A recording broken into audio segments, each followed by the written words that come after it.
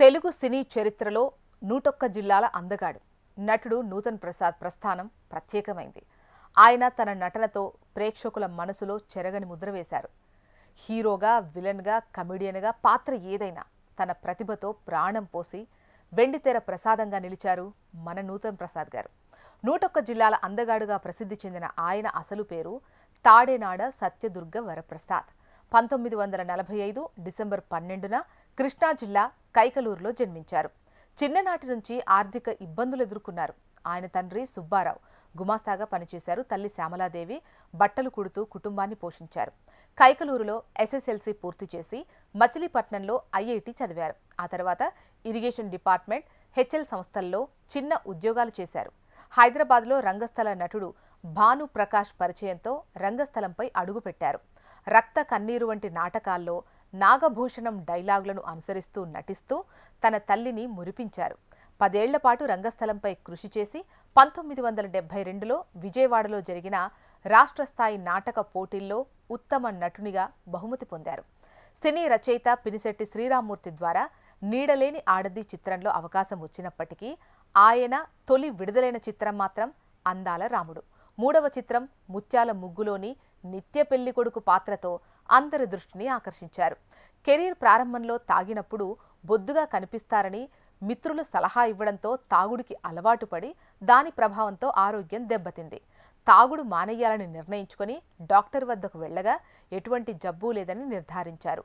ఆ మరుక్షణమే మందును వదిలేసి కొత్త జీవితాన్ని ప్రారంభించారు. తన పేరును వరప్రసాద్ నుంచి నూతన్ ప్రసాద్గా మార్చుకున్నారు. ఊరమ్మడి బతుకులు ఆయన 5వ సినిమా. ఈ మార్పు ఆయనకు కలిసొచ్చి సరిగ్గా 15 రోజుల్లో చలిచీమలు చిత్రంతో 101 జిల్లాల అందగాడుగా ప్రసిద్ధి చెందారు. నూతన్ ప్రసాద్ కెరీర్లో ఎన్నో మైలురాళ్లు.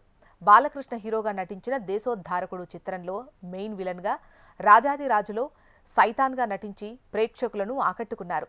చలిచీమలు, కలియుగ మహాభారతం, పట్నం వచ్చిన పతివ్రతలు చిత్రాల్లో ఆయన చెప్పిన డైలాగులు గ్రామ్ఫోన్ రికార్డుల రూపంలో వచ్చి ఆయన పేరును శాశ్వతం చేశాయి. ఎన్టీఆర్, ఏఎన్ఆర్తో పాటు కృష్ణ, శోభన్ బాబు, కృష్ణరాజు, చిరంజీవి, బాలకృష్ణ వంటి 3 తరాల హీరోలతో నటించారు. డైలాగ్ డెలివరీలో ప్రత్యేకత, నటనలో టైమింగ్ ఆయన సొంతం.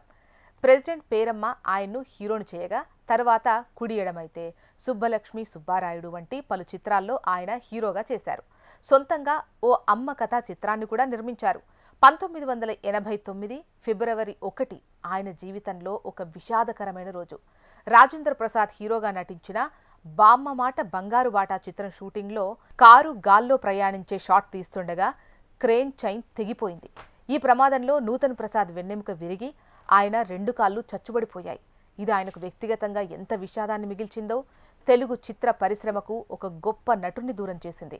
అయితే ఈ ప్రమాదం ఆయన దృఢ చిత్తాన్ని కదల్చలేకపోయింది.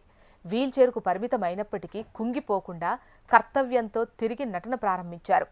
యాక్సిడెంట్కు ముందు 365 చిత్రాల్లో నటిస్తే యాక్సిడెంట్ తర్వాత 110 చిత్రాల్లో నటించడం ఆయన అంకిత భావానికి నిదర్శనం.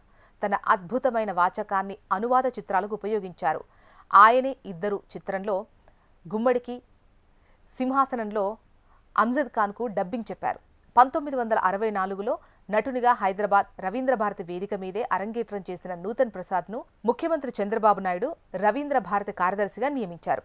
తెలుగు విశ్వవిద్యాలయం నుంచి గౌరవ డాక్టరేట్ పొందిన నూతన్ ప్రసాద్ 2011 మార్చి 30న కన్నుమూశారు.